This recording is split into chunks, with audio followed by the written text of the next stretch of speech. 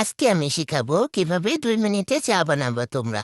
প্রথমে পানি দিবা, চুলাটা বাড়াই দিবা, তারপরে দুধ দিয়ে ঘরে নিয়ে যাবা, তারপর চার পানি ঢাইলা দিবা, দিয়া নাড়তে থাকবা, নাড়তে একেবারে মিক্স করে ফেলবা। অল্পখানি ফালাই দিলেও সমস্যা নাই।